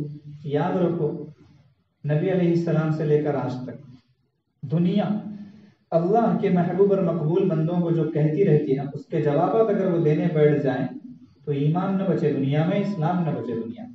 وہ تو اپنا کام کرتے رہتے ہیں، انہیں پرواہ بھی نہیں ہوتی کون کیا کہہ رہا ہے، کہہ لے بھائی، کیا میرا کیا جانے کا، کہہ لو جس کو جو کہنا ہے۔ تو مشائخ نے جو بات ارشاد فرمائی کہ اللہ جب کسی کو ذلیل فرمانا چاہتے ہیں تو اسے پیاروں کے پیچھے لگا دیتے ہیں۔ کس کے مقدر میں اللہ نے ایسی ذلت لکھی ہے ہم میں سے کوئی نہیں جانتا، اس لیے ہم میں سے ہر ایک کو ہمیشہ اللہ کے سامنے یہ رو رو کر مانگتے رہنا چاہیے، اے اللہ جو آپ کے پیارے ہیں، جو آپ کے مقبول ہیں، ہمیں کم از کم ان کی عقیدت کرنے والا نہ بنایا، ان کی عظمت کرنے والا نہ بنایا، تو کم از کم ان کی شان میں گستاخی کرنے والا نہ بنائے، ان کی بے ادبی کرنے والا نہ بنائے، ان کے ساتھ بدتمیزی کرنے والا نہ بنائے۔ اگر ہم کم از کم اس چیز سے بچ گئے تو انشاءاللہ ایمان کو دنیا سے سلامتی کے ساتھ لے جانے والے بنیں گے۔ ورنہ اگر اللہ پاک برباد کرنا چاہیں تو پھر کسی کام میں لگاتے ہیں، وہ اللہ کے پیاروں کے پیچھے پڑتا ہے، اور ان کا تو کچھ نہیں بگڑتا، اس کا بگڑتا چلا جاتا ہے۔ ابو جہل کو علامت بنانا تھا اللہ پاک کو، بربادی کی، تباہی کی، اس لیے اس کو نبی علیہ السلام کے پیچھے لگایا۔ جتنے لوگ نبی علیہ السلام کو تکلیف پہنچانے والے تھے دنیا میں اس وقت، ان سب کو اللہ پاک کو اصل میں تباہ کرنا تھا، اس لیے نبی علیہ السلام کے پیچھے لگایا۔ اچھا، جب کسی نے کچھ کہا تو نبی علیہ السلام نے تو جواب نہیں دیا، لیکن اللہ نے جواب دے دیا، اور اللہ نے نبی علیہ السلام کو خطاب کر کے کہا ما انت بنعمت ربک بمجنون، میرے محبوب آپ کو پاگل کہہ رہے لوگ، مجنون کہہ رہے، کوئی بات نہیں، آپ فکر مت کیجیے، آپ مجنون نہیں۔ ما انت بنعمت ربک بمجنون، آپ کے پروردگار کا ایسا انعام ہے آپ پر، ایسی توجہ اور ایسی خاص نظر ہے کہ آپ مجنون ہو ہی نہیں سکتے، بلکہ وَإِنَّ لَكَ لَأَجْرًا غَيْرَ مَمْنُونٍ، انہوں نے مجنون کہا نا، میں اجر غیر ممنون دوں گا، یعنی اتنا بڑا بدلہ جس کی کوئی حد ہے نہ انتہا، میں آپ کو ایسا بدلہ دوں گا۔ آپ کو مجنون کہا ان لوگوں نے، وَإِنَّكَ لَعَلَىٰ خُلُقٍ عَظِيمٍ، آپ کو تو دیکھ کر دنیا چلے، آپ تو اخلاق کے ایسے مقام پر فائز ہیں کہ دنیا جب سے بنی ہے آج تک ایسے اخلاق والا کوئی آیا نہ کوئی آئے گا۔ پھر اس کے بعد آگے اللہ نے اور فرمایا فَسَتُبْصِرُ وَيُبْصِرُونَ بِأَيِّكُمُ الْمَفْتُونُ، اصل میں مادرزاد پاگل جو ہے نا وہ کون ہے، وہ آپ بھی دیکھیں گے، لوگ بھی دیکھیں، آئے گا وہ دن۔ فَسَتُبْصِرُ وَيُبْصِرُونَ بِأَيِّكُمُ الْمَفْتُونُ، دنیا میں بھی ہو سکتا ہے، آخرت میں بھی ہو سکتا ہے، اور المفتون و مائکرون ملتے جلتے ہیں، تو دنیا دیکھے کہ بِأَيِّكُمُ الْمَفْتُونُ، کہ حقیقت میں پاگل کون ہے، حقیقت میں مجنون کون ہے۔ اللہ کے نبی علیہ السلام کو شاعر کہا لوگوں نے، شاعری کرتے ہیں، اللہ کے نزدیک شاعری انتہائی گھٹیا چیز تھی۔ نبی علیہ السلام وَمَا عَلَّمْنَاهُ الشِّعْرَ وَمَا يَنبَغِي لَهُ، آپ کو واہ واہ واہ واہ واہ واہ والا ہم نے بنایا ہی نہیں، اور یہ آپ کی شان کے مناسب بھی نہیں ہے۔ وَمَا عَلَّمْنَاهُ الشِّعْرَ وَمَا يَنبَغِي لَهُ، آپ کو شاعر کہتے ہیں، وَمَا هُوَ بِقَوْلِ شَاعِرٍ قَلِيلًا مَا تُؤْمِنُونَ، شاعر کا کلام نہیں ہے، شاعری نہیں کر رہے نبی، یہ تو اوپر سے اتر رہا ہے۔ وَإِنَّهُ لَتَنزِيلُ رَبِّ الْعَالَمِينَ، اور آپ کو ان لوگوں نے کاہن کہا، غیب کی خبریں بتانے والا، وَلَا بِقَوْلِ کَاہِن، یہ کاہن کا بھی کلام نہیں ہے۔ قَلِيلًا مَا تَذَكَّرُونَ، تم میں بہت کم لوگوں کو نصیحت ملتی ہے۔ تو ان چیزوں سے گھبرانے کی، پریشان ہونے کی بالکل ضرورت نہیں، لیکن یہیں تک مطمئن ہو جانے کی بھی ضرورت نہیں ہے کہ ہو گیا، میں حضرت بتا دیے، پریشان نہیں ہونا، ان کو اللہ دیکھ لے گا، معاملہ ختم، میں اپنے گھر نہیں۔ بھائی کب بنیں گے نبی علیہ السلام کے سچے پیروکار، سچے اطاعت گزار، وفا شعار؟ کب بنیں گے ایسے امتی کے نبی علیہ السلام جب ہمیں دیکھے تو آپ علیہ السلام کا چہرہ خوشی سے کھل اٹھے؟ کب بنیں گے ایسے کہ نبی علیہ السلام جب حوض کوثر پر جام دینے لگے تو ہمیں بھی اپنے ہاتھوں سے خود ہی جام عطا فرما دیں، فرشتوں کو کہنا نہ پڑے گا یا رسول اللہ یا آپ کا امتی؟ کب ایسے بنیں گے ہم؟ ماہ ربیع الاول کا حقیقی پیغام یہ ہے کہ سیرت النبی، نبی علیہ السلام کی سیرت کو، یعنی پوری زندگی کو مکمل طور پر اختیار کر لو۔ لقد کان لکم فی رسول اللہ اسوۃ حسنہ، اگر تم بہترین ماڈل بننا چاہتے ہو، بہترین آئیڈیل بننا چاہتے ہو، بہترین ہیرو بننا چاہتے ہو، تو تمہیں نبی علیہ السلام کی زندگی کو دیکھنا پڑے گا۔ اپنے گھٹنے پھاڑنے والا لباس پہننے والا، یہاں سے پھٹا ہوا وہاں سے پھٹا ہوا، کبھی اس لباس میں آ رہا کبھی اس لباس میں آ رہا، ایک لباس فیشن بن گیا اور ہزاروں میں پہنا گیا، اور کچھ دن کے بعد اس نے دوسرا لباس پہن لیا تو اس کے کوڑی کے دام ہو گئے، اب یہ ہزاروں میں خریدنے کے لیے حضرت کے پاس پیسے ہی نہیں، یعنی ہمارے مسلمان بھائیوں کے پاس۔ اب کوئی کہے کہ بھائی وہ فلاں ہیرو کے فیشن والے لباس تم نے اس سے پہلے خریدے تھے، اب نیا فیشن ہے یہ خریدو، بولے پچھلے فیشن میں ہی سارا شم ختم ہو گیا ہمارا، اب اگلی پینشن کے بعد دیکھا جائے۔ ہمارا تو معاملہ یہ ہے، ہم ان دنیا والوں کی اتباع بھی صحیح طریقے سے نہیں کر سکتے، تو پھر کیوں نہ فری میں کی جانے والی اتباع، ایک پیسہ لگایا تھے، کس کی اتباع؟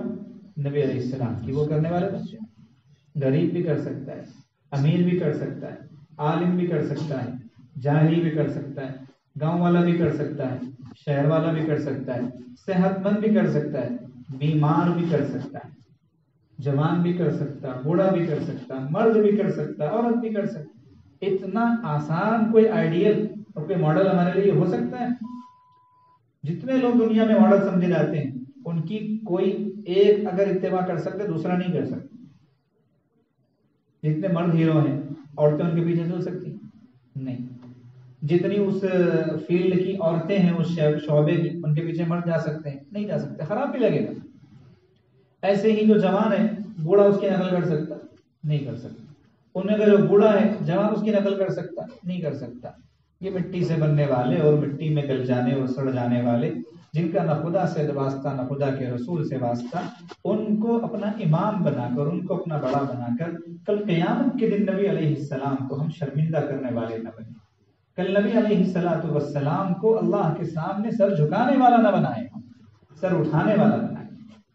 نبی علیہ السلام کو اگر ہم صحیح معنوں میں پہچانیں گے، صحیح معنوں میں نبی علیہ السلام کی جو ہمارے لیے محنتیں رہی، جو کوششیں رہی، جو اللہ کے نبی علیہ السلام نے تکلیفیں اٹھائیں، ان کو ہم سمجھیں گے تو پھر ہمیں پتہ چلے گا کہ نبی علیہ السلام ہیں کون۔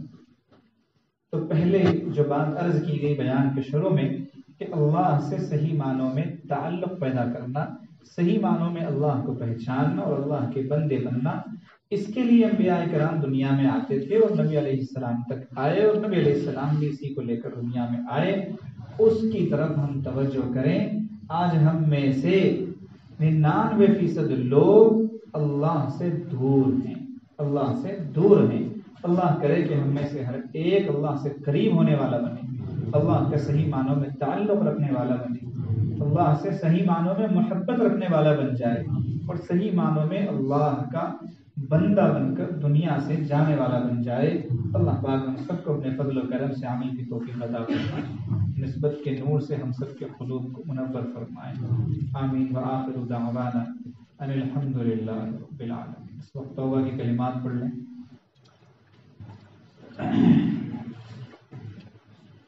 سچے دل سے نیت کریں کہ ہم سچی پکی توبہ کرتے ہیں اور اگلی زندگی انشاءاللہ نیکی تقویٰ پر گزاریں۔ جیسی نیت ہوتی ہے اللہ پاک ویسی مراد پوری فرماتے ہیں۔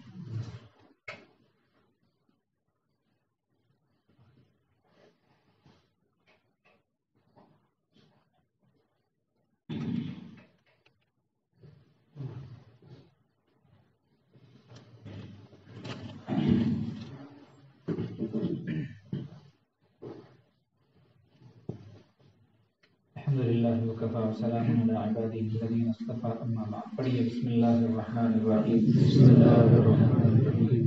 لا الہ الا اللہ، لا الہ الا اللہ، محمد رسول اللہ، محمد رسول اللہ۔ آمنت باللہ، آمنت باللہ وملائکتہ، وملائکتہ، کتبہ، وکتبہ، ورسلہ، ورسلہ، والیوم الآخر، والیوم الآخر، والقدر خیرہ، والقدر خیرہ، شرہ، شرہ، من اللہ تعالی، من اللہ تعالی، والبعث، والبعث، بعد الموت۔ آمنت باللہ، آمنت باللہ، کما ہوا، کما ہوا، بأسمائہ، بأسمائہ، وصفاتہ، صفاتہ، وقبلت، وقبلت، جميع، جميع أحكامه، أحكامه، إقرار باللسان، إقرار باللسان، وتصديق بالقلب، تصديق بالقلب، أشهد أن لا إله، أشهد أن لا إله إلا الله، إلا الله، أشهد أن محمدا، عبده ورسوله، استغفر الله ربي، استغفر الله ربي، من كل ذنب، من كل ذنب، وأتوب إليه، وأتوب إليه، برحمتك، برحمتك، یا ارحم الراحمین، یا ارحم الراحمین۔ کلمات کو پڑھنے سے ہم توبہ طائب ہو گئے۔ آگے کچھ اعمال ہیں جن کو باقاعدگی سے اگر کریں گے تو انشاءاللہ چند ہی دنوں میں محسوس ہوگا کہ اللہ پاک کی محبت دل میں آ رہی ہے اور گناہوں بھری زندگی سے ہماری جان چھوٹ رہی ہے۔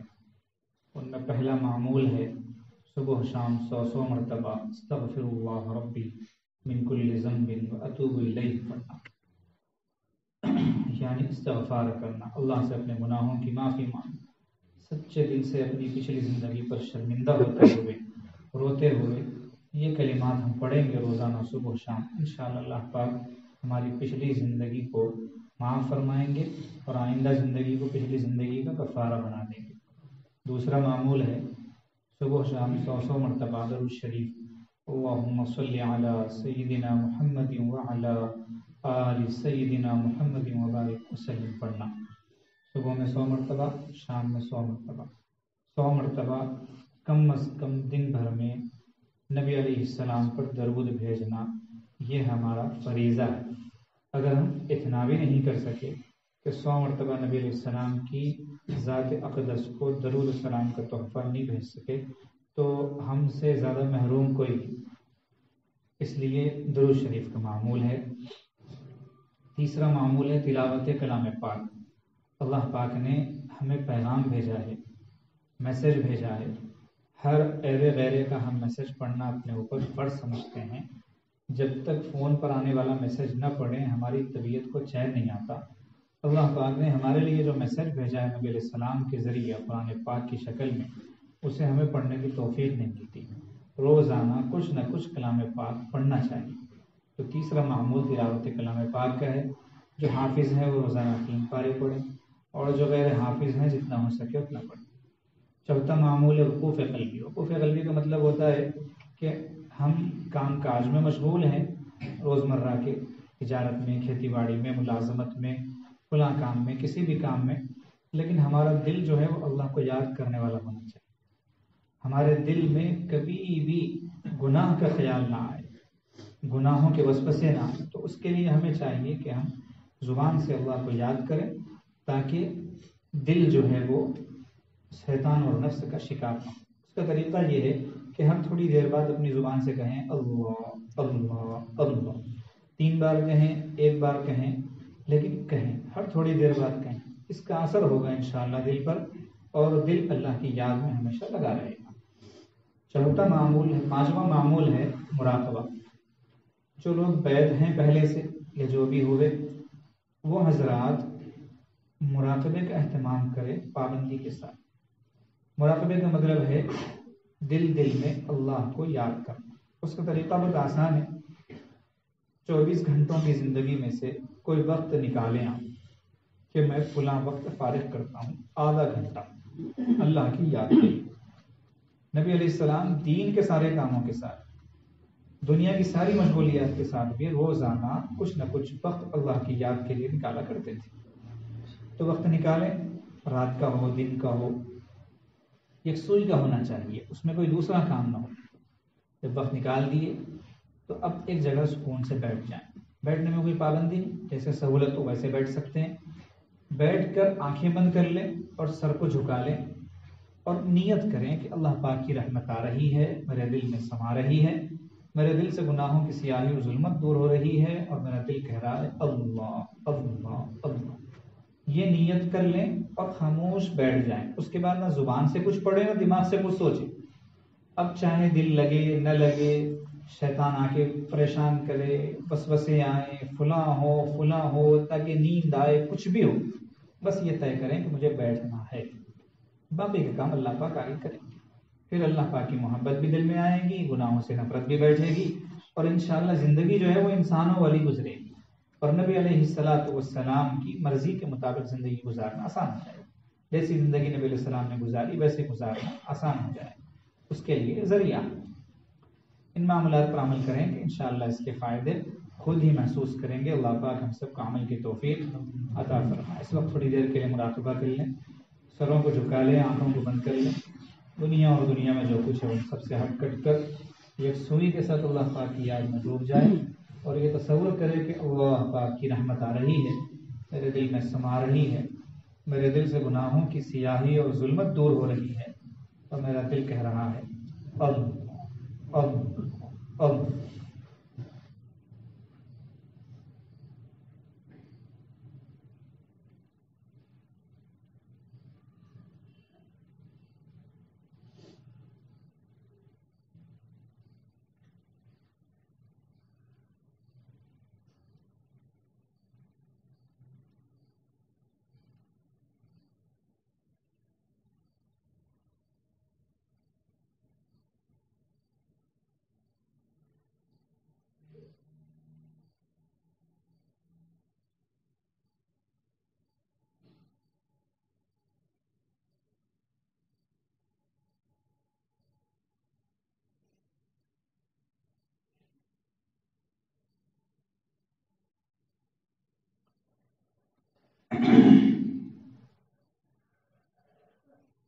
ہوا و حرص والا دل بدل دے،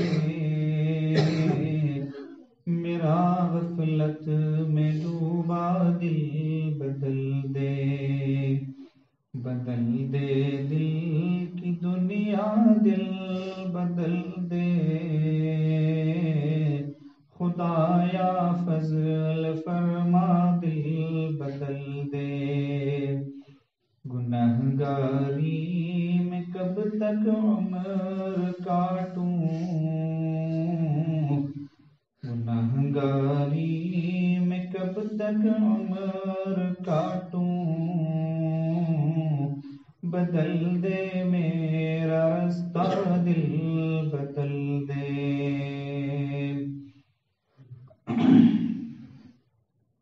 سہل فرما مسلسل یاد اپنی، خدایا رحم فرما دل بدل دے، کروں قربان اپنی ساری خوشیاں، کروں قربان اپنی ساری خوشیاں، تو اپنا غم عطا کر دے بدل دے، پڑا ہوں تیرے در پر دل شکستہ، رہوں کیوں دل شکستہ دل بدل دے، میری فریاد سن لے میرے مولا، میری فریاد سن لے میرے مولا، بنا لے اپنا بندہ دل بدل دے، خدایا فضل فرما دل بدل دے۔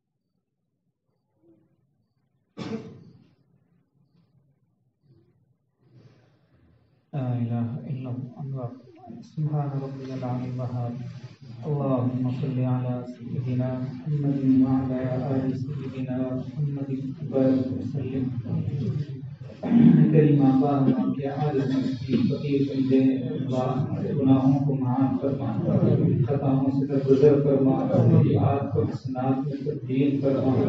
اے اللہ آج بیکاری آپ کے در پر حاضر ہیں، اے اللہ یہ پورا کا پورا مجمع اپنی پچھلی زندگیوں پر نادر شرمندہ ہے، اے اللہ سچی پکی توبہ کرنے آیا ہے، اے اللہ کریم آقا ہم نے ابھی ابھی توبہ کے کلمات پڑھے ہیں اور یہ عہد کیا ہے کہ اب آئندہ زندگی آپ کی مرضی کے مطابق گزاریں گے۔ اے اللہ ہم نے دنیا میں دیکھا ہے جب ایک انسان دوسرے انسان سے معافی مانگتا ہے تو پتھر سے پتھر انسان کا بھی دل نرم ہو جاتا ہے اور وہ اس کی معافی کو قبول کر لیتا ہے، سزا کو معاف کر دیتا ہے۔ اے اللہ آپ تو ارحم الراحمین ہیں، اے اللہ آپ تو خالق رحم ہیں، رحم کو پیدا فرمانے والے ہیں۔ اے اللہ جتنا رحم آپ نے اس دنیا میں ماؤں کو دیا ہے، اے اللہ اس کا 99% حصہ تو آپ کے پاس موجود ہے۔ اے اللہ 1% اس دنیا میں ماؤں کو دیا ہوا ہے۔ کہ کریم آقا ہم امید رکھتے ہیں بلکہ یقین رکھتے ہیں کہ آپ آج ہم میں سے ہر ایک کو معاف فرما دیں گے۔ جو بھی اس وقت دعا کرتے ہوئے اے اللہ آپ سے معافی مانگ رہا ہے، آپ اس میں ان میں سے ہر ایک کو معاف فرما دیں گے۔ کریم آقا معاف فرما دیجیے، اے اللہ معاف فرما دیجیے۔ اے اللہ اگر آپ معاف فرمانا چاہیں دنیا کی کوئی طاقت آپ کو پوچھ نہیں سکتی کہ آپ نے ایسے ایسے پاپیوں کو کیسے معاف کر دیا، بغیر جھپکتے میں کیسے درگزر کر دیا، ان کی گناہوں کو ان کی نیکیوں میں کیسے بدل دیا. پہلے دنیا کی کوئی طاقت نہیں پوچھ سکتی. اے کریم آقا، اس کے برخلاف اگر آپ محروم کرنے کا فیصلہ فرما لیں، دودھ کارنے کا فیصلہ فرما لیں، دنیا کی کوئی طاقت آپ کے دربار میں ہماری سفارش بھی نہیں کر سکتی.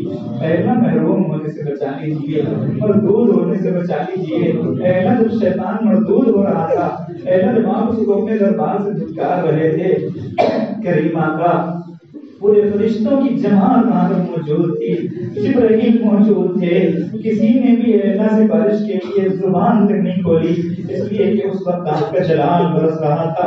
اللہ کسی کی مجال نہیں تھی کہ آپ کے سامنے اس وقت اپنی زبان کھولے. اللہ اور وہ شیطان مردود ہو گیا، باندھے درگاہ کر دیا گیا. اللہ ڈرتے ہیں اس دن سے، اگر کل قیامت کے دن بھی کہیں ایسا نہ ہو کہ نبی علیہ السلام بھی شفاعت کرنے سے خاموش ہو جائیں اور ہم محروم کر دیے جائیں، راندے درگاہ کر دیے جائیں. اے کریم آقا، کل قیامت کے دن نبی علیہ السلام کی شفاعت بھی نصیب فرمائیے، زیارت بھی نصیب فرمائیے، قدموں میں حاضری بھی نصیب فرمائیے، صحبت بھی نصیب فرمائیے. اے کریم آقا، بڑی حسرت اور تمنا ہے اس چہرے کو دیکھنے کی جس کی قسم کھا کر آپ نے وضوحا فرمایا، ان زلفوں کا نظارہ کرنے اور دیدار کرنے کی جن کی قسم کھا کر آپ نے واللیل اذا سجا فرمایا. اے اللہ، ہم دنیا میں ایسے وقت آئے جب پیارے آقا صلی اللہ علیہ وسلم آپ کے پاس واپس تشریف لا چکے تھے. اے اللہ، ہم اس دنیا میں تو آپ کا دیدار نہیں کر سکے.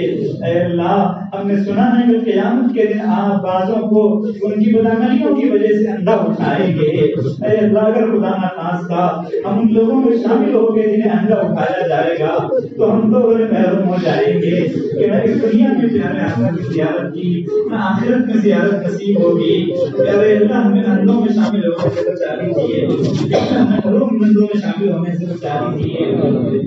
اے اللہ، یہ کیسا وقت اسلام پر آ گیا، مسلمان پر آ گیا. اے اللہ، کیسے کمزور ہو گئے، اے اللہ کیسی بھیگی بلی بن گئے.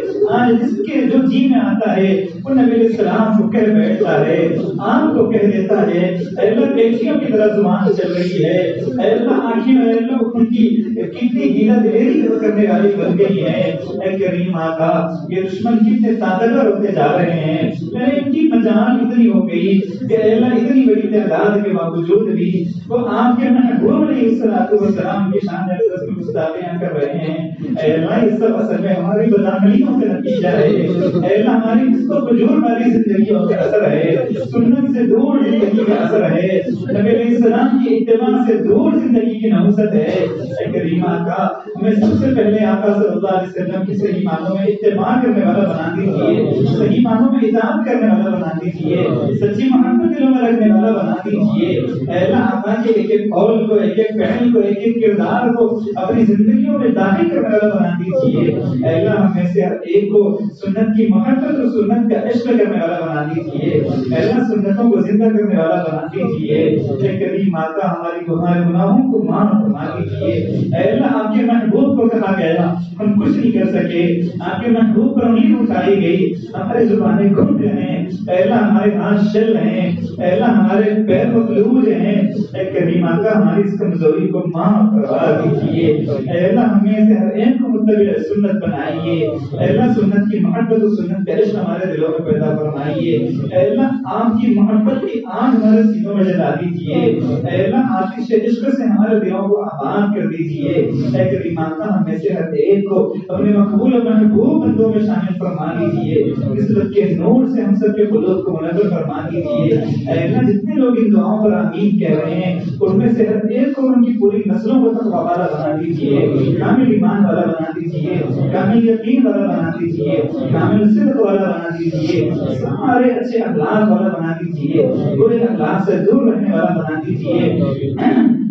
اے اللہ ہماری نسلوں کو متقیوں کا امام بنا دیجیے، اے اللہ تقوی والی زندگی نصیب فرمائیے، گناہوں سے بچ بچ کر زندگی گزارنے کی توفیق عطا فرمائیے، اے اللہ ہمارے دلوں میں گناہوں کی نفرت پیدا فرمائیے، گناہوں کی نحوست سے ہمارا دامن دار ہو چکا ہے، اے کریم آقا ہمارے دل سیاہ ہو چکے ہیں، اے اللہ ہماری آنکھیں میلی ہو گئی ہیں، ہمارے کان میلے ہو گئے ہیں، پورا جسم بدبودار ہو چکا ہے، کریم آقا سچی پکی توبہ کرنے والا بنا دیجیے، اے کریم آقا اپنے فضل سے، اپنے کرم سے، اپنی معرفت کی نعمت ہم سب کو نصیب فرمائیے، اپنی محبت نصیب فرمائیے، تعلق نصیب فرمائیے، ولایت نصیب فرمائیے، ہمیں سے ہر ایک کو اپنے دوستوں میں شامل فرمائیے، ہمارے اہل و عیال کو اور اے اللہ ہماری پوری نسلوں کو، ہمارے دوست و احباب کو، پوری امت مسلمہ کو اپنے ولیوں میں شامل فرما لیجیے، اپنے مقربین بندوں میں شامل فرما لیجیے، اے اللہ ہمیں جو بیمار ہے شفاء کاملہ عاجلہ مستمرہ دائمہ عطا فرمائیے، اے اللہ جس کے دل کی جو جائز اور نیک تمنا و مراد ہے اسے پورا فرمائیے، اے کریم آقا اس بستی کو امن کی جگہ بنائیے،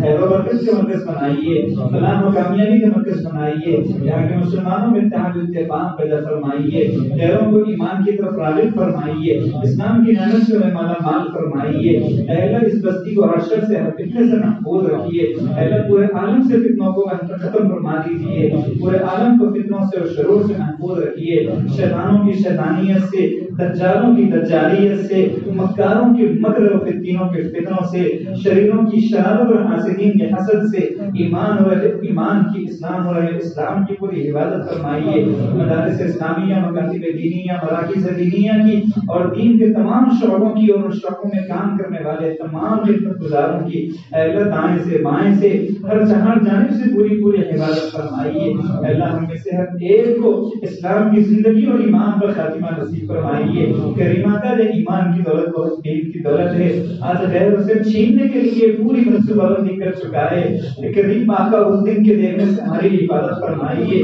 کہ ہمارے ایمان پر ڈاکے ڈالے جائیں، ہم سے ہمارا اسلام چھینا جائے، اے اللہ ہم یہ ایمان آپ کی جناب میں امانت رکھواتے ہیں، کریم آقا جب ہماری زندگیوں کا آخری وقت آئے ہمیں یہ ایمان سے سلامت رکھا دیجیے، اے اللہ ہمارے مشائخ کی قدردانی کی بھی توفیق عطا فرمائیے، ان سے استفادے کی توفیق عطا فرمائیے، ہمارے جملہ مشائخ جو حیات ہیں ان کی عمروں پر نصیب فرمائیے، اے اللہ ان کی صحیح معنوں میں ہمیں اتباع کرنے والا بنائیے، اے اللہ ان سے صحیح معنوں میں استفادہ کرنے والا بنائیے، ان کے سایہ پوری دنیا پر تاجر قائم و دائم فرمائیے، کریم آقا ہم میں سے ہر ایک کو اپنے مقبول محبوب بندوں میں شامل فرما دیجیے، جو مانگا وہ بھی عطا فرما دیجیے، جو مانگنے سے رہ گیا وہ بھی عطا فرما دیجیے، اے اللہ ہم میں سے ہر ایک کو اپنی زندگی کی آخری سانس تک دین متین کی خدمت کے لیے بے انتہا قبول فرما لیجیے، اے اللہ کبھی محروم نہ فرمائیے، کبھی محروم نہ فرمائیے، زندگی میں کبھی بے سہارا نہ فرمائیے، بے آسرا نہ بنائیے، اے کریم آقا اپنی ذات پاک کے علاوہ کسی کا محتاج نہ بنائیے، اے اللہ جل از جل حرمین کی مقبول مقبول حاضری ہم سب کو نصیب فرمائیے، اے کریم آقا مقبول حاضری نصیب فرمائیے، دروازے پھر سے کھول دیجیے، بہاریں پھر سے دکھا دیجیے، اے اللہ محرومیت کے دن بہت دیکھ چکے، اے اللہ اب تو بچا لیجیے، اے اللہ مزید محرومی سے بچا لیجیے، اللہ ہماری ان دعاؤں کو اپنی رحمت سے قبول و منظور فرما لیجیے، وصلی اللہ تعالی وسلم علی حبیبہ سیدنا محمد وآلہ وصحبہ اجمعین برحمتک یا ارحم الراحمین۔